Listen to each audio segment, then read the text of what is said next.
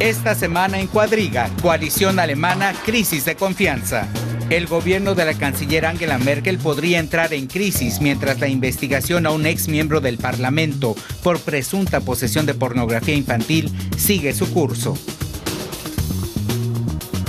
Un ministro del gabinete de Merkel renunció y podría ser investigado por filtrar información que debió haber quedado secreta. El asunto plantea una pregunta complicada. ¿Es aceptable que un miembro del gobierno utilice información privilegiada para evitar hacer daño a un futuro gobierno? Con ustedes, Úrsula Moreno. Hola, ¿qué tal? ¿Cómo están? Me alegro de estar con ustedes una semana más. Bienvenidos a Cuadriga. Pues eso, no hace ni 2 meses que se constituyó este gobierno y ya ha dimitido uno de sus ministros. El ambiente, cuando menos, está enrarecido estos días precisamente en el ejecutivo de Angela Merkel. Pero ¿se puede hablar realmente de una crisis de confianza, de una pérdida de estabilidad? ¿O sencillamente es un capítulo más en el simple anecdotario político, en el teatro político, al fin y al cabo? Pues de ese teatro político saben muchos mis 3 invitados que paso a presentarles. Juan Gómez, corresponsal desde el 2008 en Alemania, del diario español El País, vive aquí desde hace 15 años, ha sido redactor en diversos medios, entre ellos el servicio en español de la Deutsche Welle. Burkhard Bierke, economista de formación, comenzó su carrera periodística en la radio. En el 88 se trasladó a Washington como corresponsal de la radio pública alemana Deutschlandradio. Luego hizo otro tanto en Bruselas, Londres, París y por último Berlín. Y Pablo Sanguinet es escritor y periodista nacido en Buenos Aires. En el 2000 se trasladó a Madrid, donde estudió literatura comparada. Desde el 2007 trabaja para la agencia de prensa alemana dpa, primero como editor en Madrid y en la actualidad como corresponsal en Berlín. Bienvenidos a los 3. 2 meses, lo decía al principio, lleva Angela Merkel, esta es su 3ª legislatura y muchos analistas dicen que este gobierno ha cometido ya todos los errores posibles, todos los errores que se pueden cometer. ¿Es una exageración desde el punto de vista alemán, precisamente porque en Alemania hay una necesidad tan fuerte de estabilidad política? Bueno, yo creo que el análisis de estos primeros 2 meses es un poco preocupante, ¿no? Han sido 2 meses muy agitados para un gobierno tan joven, que implica ya una renuncia de un ministro. Tiene que ver con muchas cosas. Tiene que ver, por un lado, con la obsesión alemana por la serenidad, por la estabilidad. Tiene que ver también con un tipo de conducción de Merkel que es una figura que no da puñetazos en la mesa, sino que permite un poco que haya discusión hasta entrar ella en la discusión y poner orden, digamos. Tiene que ver también con fallos de nacimiento de esta coalición, donde muchos han cedido simplemente por el interés de poder formar un gobierno estable, pero quedan rencillas de fondo que ahora están saliendo a la luz.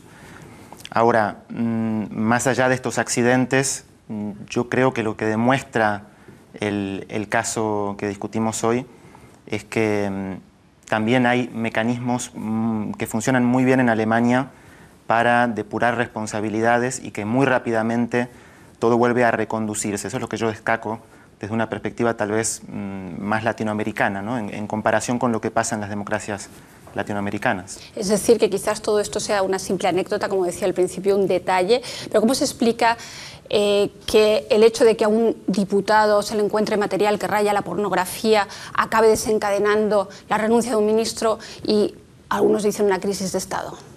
Todo el proceso es sorprendente desde el primer punto, ¿no?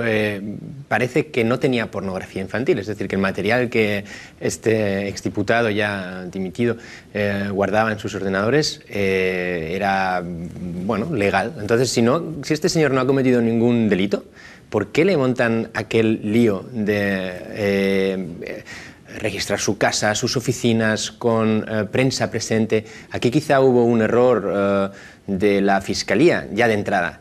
Y después, todas las reacciones políticas que se han sucedido desde entonces, desde mi punto de vista, son una demostración de un sorprendente amateurismo, ¿no? ¿Cómo se dice? De aficionados, ¿no?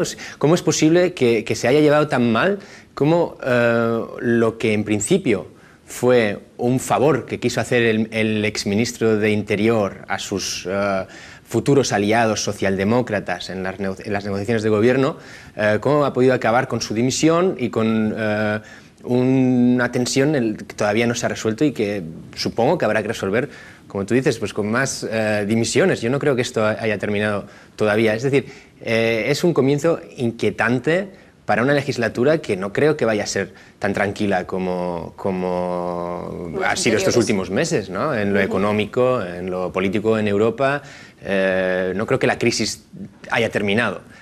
Entonces, esa es la perspectiva española, la perspectiva latinoamericana. Hablabas de mucho lío, quizás mucho ruido, pocas nueces. Sí. Decías tú, Pablo, que desde la perspectiva de América Latina, realmente aquí los mecanismos de control son muy buenos. ¿Cuál es la perspectiva alemana? Realmente aquí, desde nuestro punto de vista, el punto de vista de los latinos, quizás se ha hecho un globo demasiado grande, pero realmente aquí se han violado determinadas parcelas de poder, ¿no? El Ejecutivo ha entrado en el Poder Judicial o ha intervenido realmente en una investigación que estaba abierta.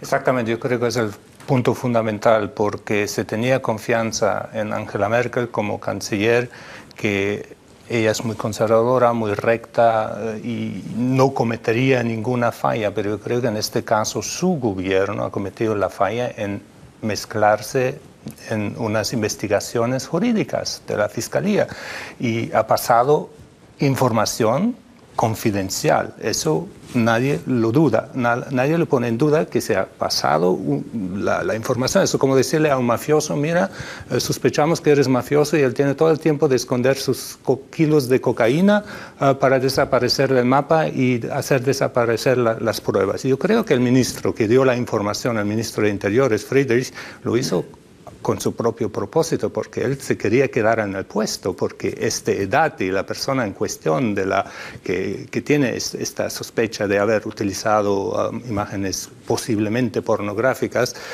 era un candidato para este ministerio. O sea, tenemos un gobierno que consiste no en estabilidad, sino en dos competidores, porque la competencia entre el SPD, los socialdemócratas y los cristianodemócratas sigue, y hasta ahora los socialdemócratas que han perdido las elecciones, pero han puesto su tampón a este gobierno, porque el Gabriel, el vicecanciller, parece la persona fuerte, la agenda sale del SPD, y yo creo que ahora hay mucho rencor de parte de los ganadores de las elecciones, los cristianos demócratas y cristianos sociales, que dicen, carajo, nosotros les estamos haciendo favores, estamos haciendo un gobierno con ellos y ellos están recolectando todo el mérito y además les hacemos el favor de proteger uno de los suyos, ¿no?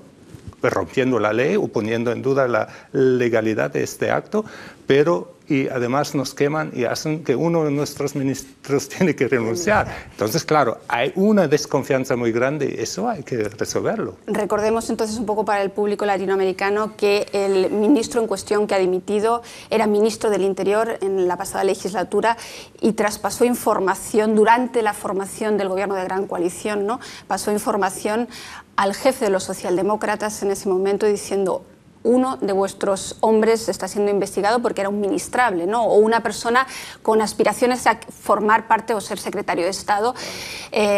Una información que no debería haber pasado, pero que la pasó. Es decir, ¿se puede decir entonces que la dimisión del ministro en el fondo es un daño colateral de todo este asunto?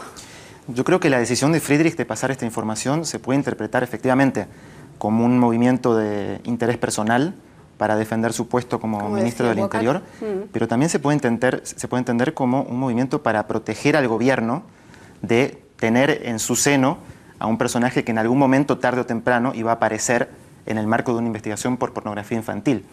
En este caso, la decisión de Friedrich sería incluso correcta. Lo que me parece muy interesante es que el propio Friedrich defendió siempre su decisión y sin embargo renunció. Y es aquí donde yo digo que las instituciones alemanas funcionan con mucha fuerza, ¿no? La explicación de Friedrich es: yo he actuado correctamente, pero ya no tengo la confianza necesaria para seguir en el cargo. No cuento con el respaldo, ¿no? No cuento con el respaldo necesario, sí. y no puedo concentrarme lo suficiente en las tareas que demanda este ministerio que está asumiendo hace 2 meses. Sobre todo, esta decisión sería correcta, este traspaso de información sería correcto en caso de que se demuestre que en caso de que quede aclarado que lo que hizo el exdiputado no es ilegal. Es decir, si no había un delito, tampoco había un proceso penal en marcha, ¿no? Si detrás de esto no hay nada, penal, no hay ningún delito. Friedrich no hizo tampoco nada mal, porque advirtió a sus colegas de que a lo mejor podría ser que tal. Entonces, sí, es cierto que su caída ha sido por la pérdida de confianza, pero esta pérdida... Había investigaciones de la Fiscalía y en pasar esta información confidencial, la Fiscalía ya no puede hacer su trabajo como antes, porque en este momento, como di el ejemplo de un mafioso que sabe que le van a investigar, bueno, esconde todas las pruebas. Los hechos es que no han encontrado más que ordenadores vaciados y ha desaparecido curiosamente su portátil, o sea, realmente resulta bastante sospechoso que, no sé, hay muchos indicios que podrían, pero estamos prejuzgando a alguien. Claro, o sea, que no es el problema, que no sabemos nada, es decir, la presunción de inocencia se acaba cuando la Fiscalía ya actuó cuando ya se habían corrido estos rumores, ¿no? O sea, es decir, ¿cómo vamos a saber si este señor tenía algo o no lo tenía? Cuando ya se sabe que a lo mejor le habían dado el soplo, ¿no? Es imposible de saber, ya nunca sabremos qué tenía este señor en sus ordenadores. Entonces aquí también puede haber un error de la propia Fiscalía. ¿Por qué tardó tanto en abrir la investigación? ¿Por qué no lo hizo directamente ya en octubre, cuando al parecer se sabía, cuando Friedrich, el ministro, sabía que a lo mejor iban a investigarlo? ¿Por qué entonces no se abrió aquello? Es decir, bueno, no sabemos dónde está el origen de toda esta cadena. Probablemente no lo vamos a saber nunca, porque son muchísimas las preguntas que quedan por resolver, para las que no hay respuesta, y porque hay demasiadas personas que estaban al tanto, parece, de precisamente que Sebastián Edati estaba en el punto de mira de esas investigaciones, ¿no? Sí, claro, pero hay dos puntos. Primero, si el ministro Friedrich, el del Interior, que sabía que había esta investigación, hubiera actuado correctamente, él hubiera no informado al jefe del otro partido, el SPD, sino a su canciller, que iba a formar el gobierno. Sí. Cuidado, hay un personaje que de pronto se está investigando, ni siquiera dar las razones por las cuales. La segunda cuestión es la moral. El señor Edati, claro, la presunción de inocencia debe valer también para él. Hasta ahora las fotografías que se encontraron no son ilegales según la ley alemana, pero ¿quién quiere un diputado en una función clave? Un ministro que mira fotografías de menores desnudos ¿qué será? ¿Para estimularse sexualmente? ¿Usted quiere un ministro tal cual? O sea, es una cuestión moral. Y así yo creo que este personaje, claro, legalmente inocente, pero desde un punto de vista moral, inaceptable en una función clave, ejemplar como político para la población. Sí, en eso estoy de acuerdo, pero hubo quizá una chapuza en la actuación de la Fiscalía. Es decir, ¿cuándo lo que hace este señor en su casa es asunto suyo y cuándo es un asunto público? ¿Se tenía que saber esto? Que este señor había comprado unas fotos legales legales en Alemania, porque ahí también entramos en qué es pornografía, qué no es pornografía, que está tipificado como delito. Un par de matizaciones importantes. Sí. En primer lugar, Edati está siendo investigado todavía, es decir, por supuesto es inocente por la presunción de inocencia, pero las fotos que se encontraron, según la Fiscalía, rozan en el límite de la pornografía y por eso está todavía siendo investigado. Es decir, no se ha terminado esa investigación porque todavía no se sabe cómo valorar ese material. El fiscal también dice, la gente que tiene este tipo de material es muy frecuente que tenga otro material más comprometedor. Edati, al parecer, recibió la información de que estaba siendo investigado y pudo eliminar material. Fuese o no inocente, el problema que significaba tener a este personaje en el gobierno y que esta investigación explotara con ese personaje en el gobierno, políticamente era muy grave. Entonces se entiende ahí el paso de Friedrich, que por cierto, cuando hablamos de que Friedrich dio esta información, no la dio a Edati, por supuesto, la dio al jefe del partido de la oposición con el que estaba negociando en ese momento. El verdadero problema es... Que hoy día es el vicecanciller y el ministro de Economía. El verdadero problema es cómo se produjo una cadena de información que llegó, al parecer, al propio Edati, ¿no? Hablando del personaje, tú lo entrevistaste, Juan, precisamente cuando era alguien realmente brillante y con una prometedora carrera. Quizás cabe la vale la pena destacar aquí también el papel que hizo al frente de la Comisión de Investigación precisamente de los delitos cometidos por neonazis en este país, y que era realmente un político brillante, y ahora su carrera está, se puede decir que acabada. Es cierto que su carrera está acabada sin duda alguna. Sí, era un político prometedor, ¿no?, dentro del SPD.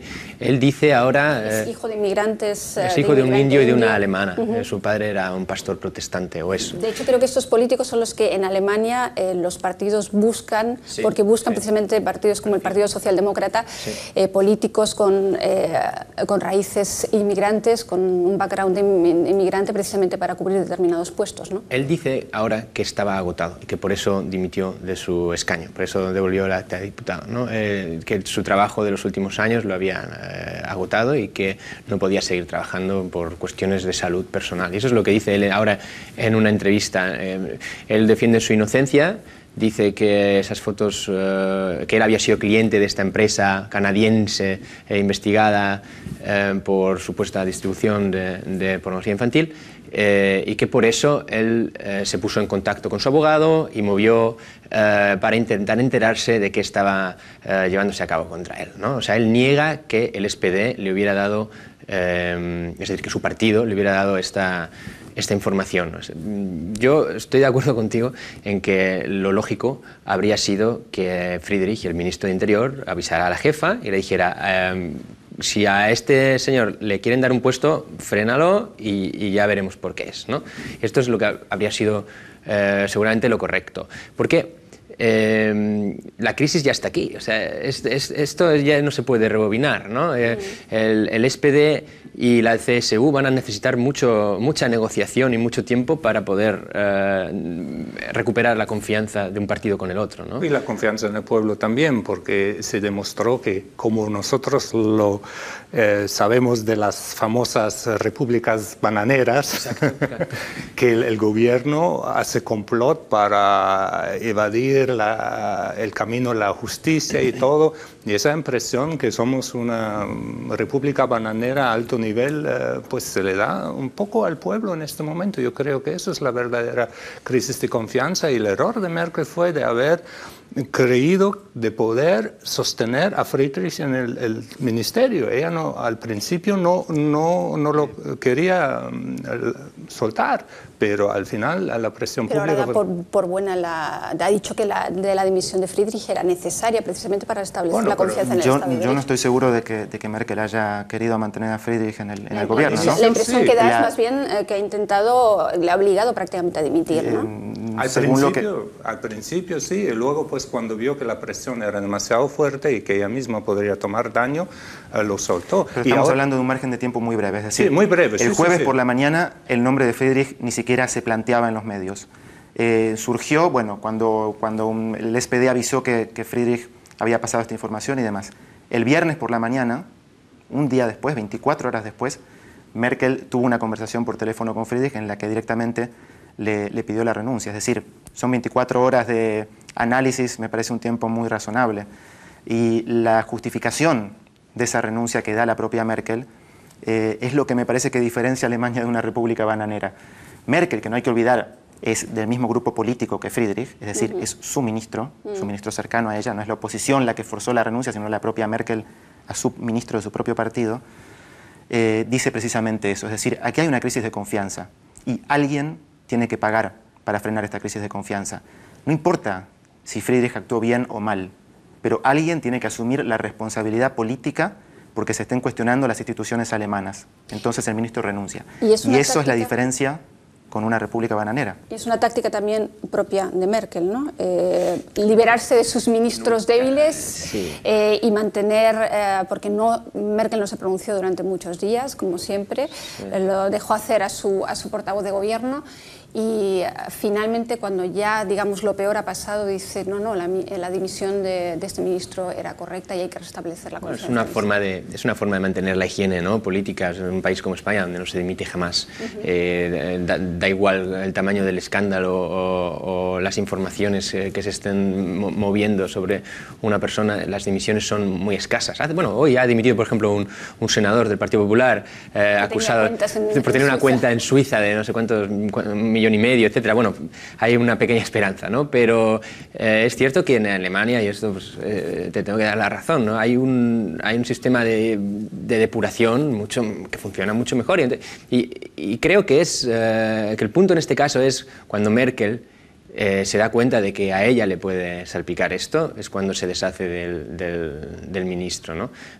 Y es lógico, porque cuando el partido se da cuenta de que un cargo va a perjudicar al partido, o a la jefa del partido, en fin, entonces le fuerzan a irse. Ahora bien, no creo que con esto esté para nada saldado el problema y sobre todo la relación entre los bávaros de la CSU, que son los bávaros de Merkel, digamos, y los socialdemócratas. Creo que tendrá que haber alguna otra salida, alguna otra dimisión. ¿Significa que está envenenado entonces realmente, como yo decía al principio, el ambiente en el gobierno alemán en estos momentos y que a partir de ahora no le van a permitir ni un solo error a los socialdemócratas y van a pedirlo todo los conservadores? Porque no olvidemos que esto es un matrimonio de conveniencia, este gobierno, ¿no? Los dos partidos más fuertes están gobernando juntos, pero en el fondo el vicecanciller quiere ser canciller, aunque sea ahora mismo vicecanciller, ¿no? Sí, en absoluto. Y ya se está hablando de contrapartes por la dimisión de este ministro de los cristianos socialistas. Y entonces, claro, ahora, pero se está hablando de compensaciones, por ejemplo, en el campo político, de acción política, porque se tiene la impresión del lado de los conservadores dentro del gobierno que han dejado demasiado espacio a las propuestas de los socialdemócratas. Pero eso no sería la respuesta, porque miramos los otros protagonistas, sin confundir al público latinoamericano demasiado con nombres, pero el jefe del grupo parlamentario del SPD, los socialdemócratas, tuvo una charla con el jefe de la policía criminal. Y hay dos versiones de esa charla, o sea, él parece que puede haber posiblemente roto el secreto de la investigación que se estaba llevando. Entonces, en el fondo, él también debería renunciar, pero parece que los socialdemócratas no quieren dar este puesto, ¿no? Ayer cambió de opinión, ¿no? De repente, al principio dijo que había llamado y después dijo que había llamado, pero que no había sido tal y como lo había contado en el primer momento. O sea, es todo un poco estrambótico. Y esta acusación publicada por los socialdemócratas contra el exministro de Interior es una de las canalladas políticas antológicas de los últimos años. Porque al fin y al cabo era alguien que les estaba ayudando. Claro, y entonces lo que hicieron fue tratar de sacudirse un escándalo que con la pornografía infantil, sea o no delito lo que hizo este señor. Eso siempre perjudica a un partido o a una persona, es decir, es su muerte social, es su muerte pública, ¿no? En cuanto te acusan de haber tenido algo que ver con fotos de niños desnudos, estás acabado. Entonces, lo que hace el SPD es sacudirse el muerto de encima y echárselo a los socialcristianos bávaros, ¿no? A los de Merkel, diciendo que el ministro les había dicho, ¿no? Es una bajeza difícil de digerir y además me parece que innecesaria. Deberían haberse sentado y haber buscado una salida juntos. Esto es una puñalada. Pero supuestamente pueden venir muchas más, ¿no? Sí, y supuestamente el ministro fue informado de que su nombre iba a ser publicado, dando la información al SPD. Pero ahí hay esta versión yo creo que sí, el daño colateral está hecho, hay una desconfianza grande en el gobierno y yo creo que se ve muy claro que no es un grupo que trabaja juntos, sino trabajan los unos contra los otros y ya hay muchas dudas si ese gobierno va a durar 4 años, ¿no? O sea, si el ambiente sigue así, va a ser muy difícil llevar a cabo una política eficaz para consolidar la salida de la crisis económica. ¿Estás de acuerdo, Pablo? Te voy a... Sí, no, es una desconfianza además que ahora se plasma en este caso tan llamativo porque está basado en un problema de pornografía infantil y demás, pero es una desconfianza que viene prácticamente del mismo día que formaron gobierno, ¿no? Y que enfrenta en realidad a el gran ganador en las negociaciones para la coalición, que son los socialdemócratas, con el partido que en realidad resultó más perjudicado, que son los cristianos sociales. Ya en las primeras semanas de gobierno hubo muchos otros motivos de roces, un inicio muy accidentado de gobierno, con debates sobre el salario mínimo, la inmigración de ciudadanos del este de Europa, además hasta un accidente de la canciller esquiando, es decir, han tenido todo lo posible en estos 2 primeros meses. Y la confianza está rota, efectivamente. Pero de todas maneras, se hablaba mucho de que los socialdemócratas estaban marcando la agenda política y que para ser un partido que había perdido las elecciones y la CDU tenía más del 40% de los votos, sin embargo, estaban teniendo mucho peso. ¿Podría esto cambiar a raíz de este escándalo o no? Bueno, Merkel siempre ha sido su táctica, ¿no? Si los socialdemócratas quieren sacar pecho, ella les ha dejado su espacio para que lo hagan en las primeras semanas del gobierno. No creo que con la intención de seguir así durante 4 años, sino con la intención de dejarles presentar sus éxitos y después pues, seguir trabajando, ¿no? Que eso es el estilo de ella, ¿no? Probablemente les ha dejado un poco, pero es cierto que la agenda política de las primeras semanas de gobierno la han fijado los socialdemócratas con su programa electoral, ¿no?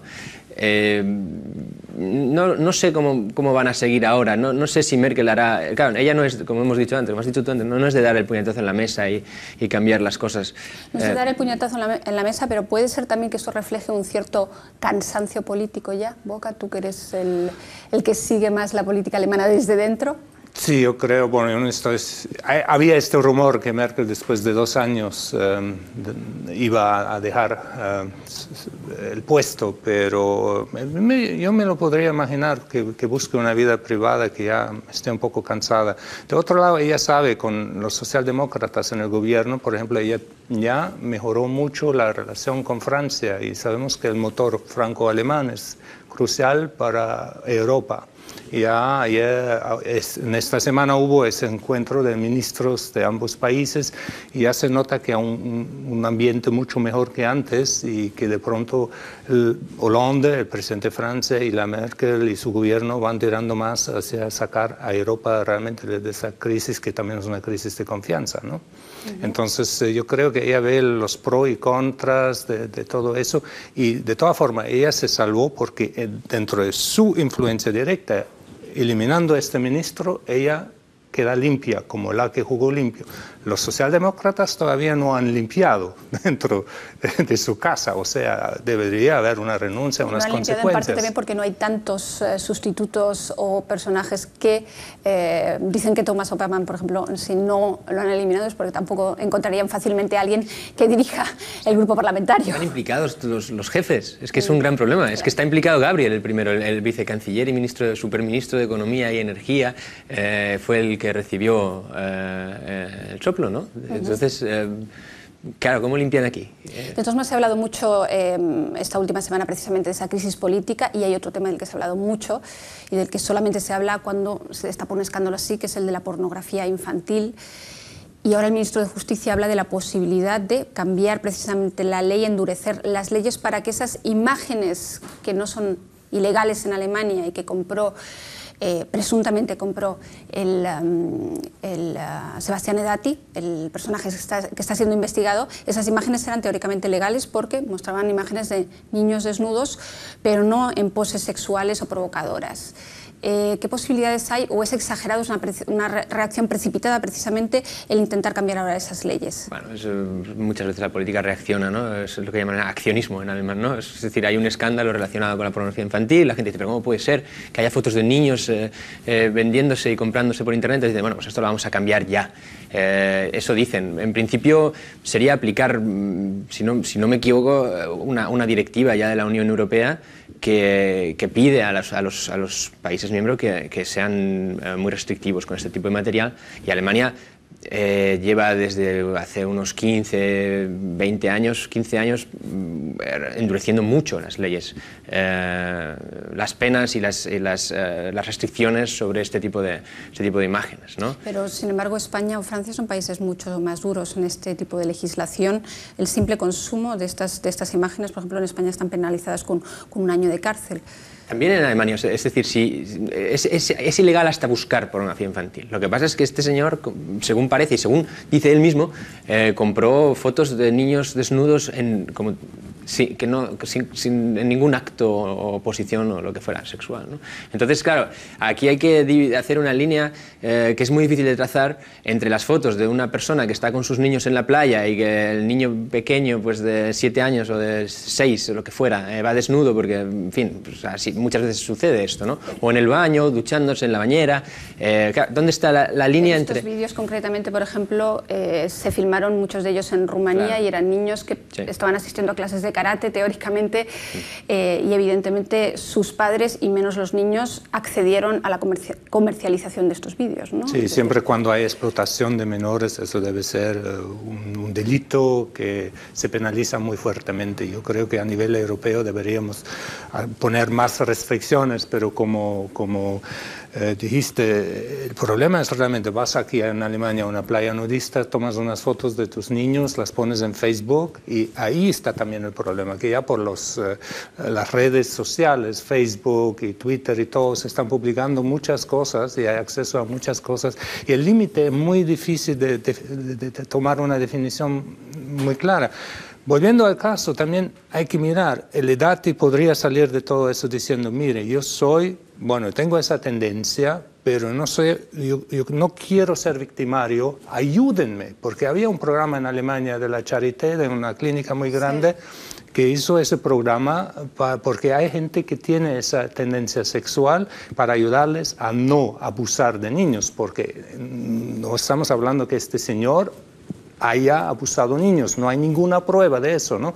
Y pensemos en todos los casos, sobre todo en la Iglesia Católica, que tenía el escándalo de abuso de niños, pero masivo, y la discusión era intensa, pero si comparo lo que se hace ahora con un par de fotos que son, según la ley alemana, legales, y cómo se trató el caso de la Iglesia Católica, que dejó en función a curas que han cometido delitos, hay que verlo todo, y en total hay que realmente restringir la legislación y realmente perseguir a las personas que abusan de los niños. Por ejemplo, viendo precisamente, hablando de la Iglesia Católica y hablando de la pornografía infantil, ¿cómo se ve todo esto, el escándalo que hay en Alemania desde América Latina? ¿Se ve como algo exagerado? ¿Es un tema del que no se habla porque es un tabú social, las imágenes pornográficas infantiles?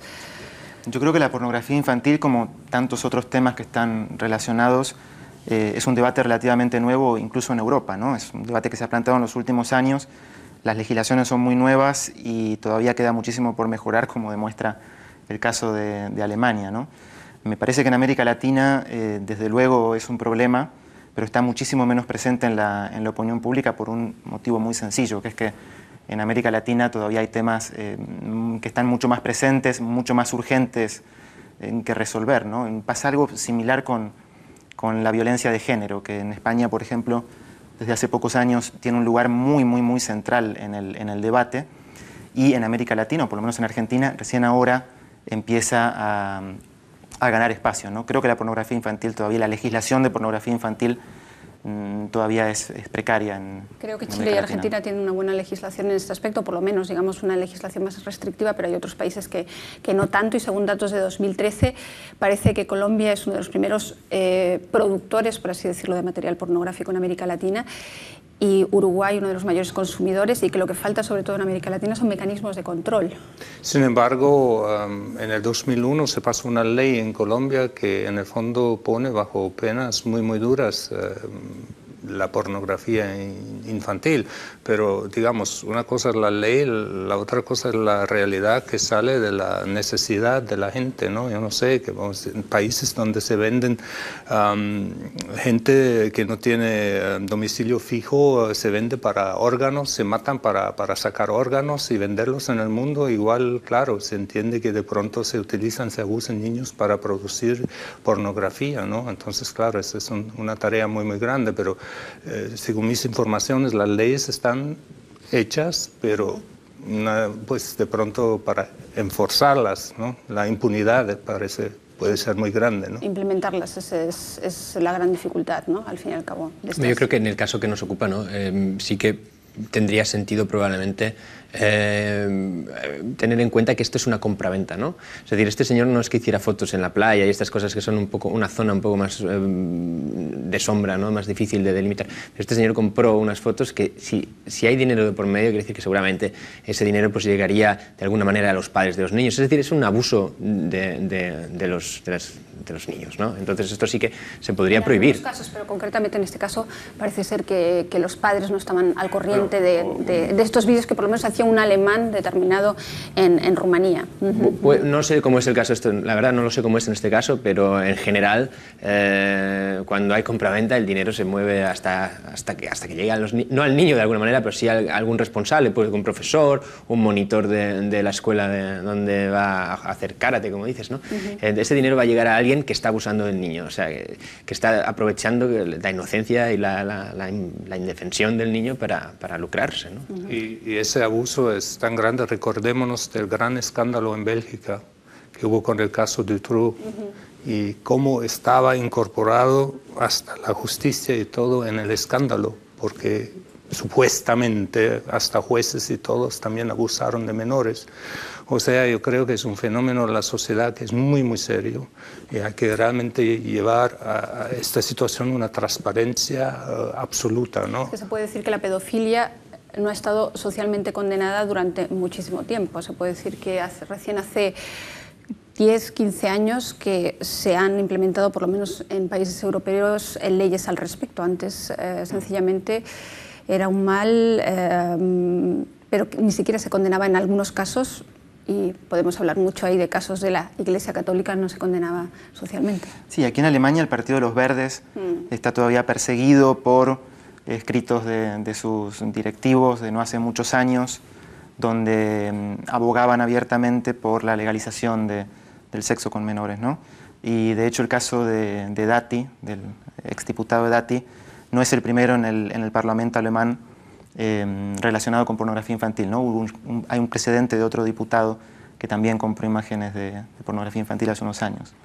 Pues ya que volvemos al caso que nos ocupa, al caso de Dati y a las repercusiones que esto puede tener en el gobierno de gran coalición, la pregunta que se hacen muchos y que todavía no sé si obtendremos respuesta es si Merkel realmente estaba al corriente de que este diputado estaba en el punto de vista, en el punto de mira de las investigaciones, y no debería haber actuado ella y no haber dejado... Es una gran incógnita, ¿no? En este caso, ¿qué sabía Merkel? Bueno, ella ya se ha, como decías tú antes, yo creo que se ha más o menos limpiado echando al exministro de Interior y yo no sé. Decías que rodarán cabezas, pero no olvidemos que la oposición ahora mismo en este país es un 20% de la bancada. Es decir, ¿qué se puede hacer ahora? Todo apunta a que no va a haber una comisión de investigación, porque para que se forme una comisión de investigación parlamentaria tiene que haber más de un 20%, un 25%, ¿no? de los parlamentarios que realmente la soliciten. Es decir, nos espera eso, que al fin y al cabo se cubran la CDU, CSU, o sea, los dos grandes partidos, la gran coalición se cubra en este matrimonio de conveniencia, que haya riñas, sí, pero que no llegue nunca la sangre al río, no habrá comisión de investigación, borrón y cuenta nueva. En el fondo sería bueno tener una comisión de investigación, pero además me pregunto qué realmente podría llevar a la luz del día, más de lo que ya se sabe. Yo creo que los que niegan van a seguir negando, y entonces también sería como un pseudo, un show solamente para calmar la opinión pública. Yo creo que la presión de la prensa, de los periodistas, se debe mantener para que realmente el tema de la pornografía infantil, de la pedofilia, todo eso llegue más al centro del debate y se tomen medidas de transparencia, de educación y de todo para ayudar a estas personas además, ¿no? Yo creo que eso es también muy importante. En el gobierno, pues yo creo que vamos a ver si hay otras cabezas que caen o no. Yo creo que el asunto todavía no está terminado y todo lo que hizo Dati fue muy sospechoso. O sea, yo creo que ahí van a salir otros detalles que no van a ser muy delicados y pueden ser muy, bueno, para el gobierno no muy agradables. Pero esta escalada de tensión que hemos visto en estos últimos días por un diputado sumido en un escándalo determinado que socialmente es muy delicado, esta escalada la vamos a ver durante los próximos 4 años, es decir, es sintomático de lo que va a ocurrir ahora siempre que haya un error, cometa un error la bancada opositora, va a haber enseguida esta bola de nieve. Yo creo que el caso demuestra dos cosas que son llamativas de esta legislatura. Por un lado, lo que dices tú, que la oposición es prácticamente nula, y en todo este caso, en realidad, de lo que estamos hablando es de un enfrentamiento dentro del propio gobierno, y sí, hay una oposición que está criticando lo que ocurre, que presiona y demás, pero con un poder muy limitado. Y por otro lado, sí, la tensión esta interna que nace de fallos de construcción de la propia coalición y que de alguna manera van a tener que resolver porque, como decía Juan, hasta ahora el gobierno está en una coyuntura relativamente serena, en parte porque la crisis europea, bueno, está en modo pausa, yo no diría que terminó, pero todo esto va a volver. Hay desafíos inminentes, están las elecciones europeas en mayo que van a plantear una necesidad de unidad muy grande en el gobierno frente al avance de los extremismos y demás. La crisis europea va a volver, va a haber que tomar decisiones, es decir, el gobierno alemán de alguna manera tiene que reencontrar su unidad porque si no va a tener muchas dificultades para afrontar los retos que vienen, y los retos vienen. ¿Estás de acuerdo? ¿Se está mirando demasiado al ombligo este gobierno y se olvida de hacer sus deberes? No, creo que, bueno, ahora no tiene más remedio que mirarse uno, por lo menos, no sé si al ombligo, pero unos a otros con cara de sorpresa. Lo que sí que me parece inevitable es que traten de establecer mecanismos de reacción a las crisis como esta más eficientes y que no sean de tirarse los trastos a la cabeza un partido al otro. Es asombroso. A mí me parece que esto además nos recuerda un poco cómo era el gobierno anterior. El gobierno anterior era Merkel, ¿no? y Schäuble, o sea, su ministro de Hacienda y unos pocos más, y los demás eran comparsas, ¿no? Era el socio de gobierno de Merkel en el gobierno anterior, en la legislatura anterior, eran los liberales que no pintaban nada. Entonces al final era un solo bloque, que era Merkel. Entonces ahí pudo establecerse esta estabilidad, ¿no? De la que hablamos. Se ninguneó a los socios hasta que dejaron de pintar nada. Y esto el SPD es muy distinto. Claro, esto el SPD no se lo va a dejar hacer. Y esto pues es un problema para Merkel. Entonces ahí tienen que ponerse a trabajar, ¿no? Y es muy difícil forjar esa confianza, ¿no? Entre los dos partidos opositores. Absolutamente, pero en este momento el vicecanciller Gabriel todavía tiene la confianza de la canciller. Yo creo que lo demuestran ostentativamente hacia afuera para decir aquí estamos y vamos a colaborar, pero vamos a ver si funciona. Ya lo hemos oído, es muy fácil levantar, o muy difícil levantar esa confianza y es muy fácil resquebrajarla. Gracias por estar ahí, gracias a los tres por venir hoy a Cuadriga. Ya saben, síganos en la página web dw.de y escríbanos a cuadriga@dw.de. Muchas gracias, hasta pronto.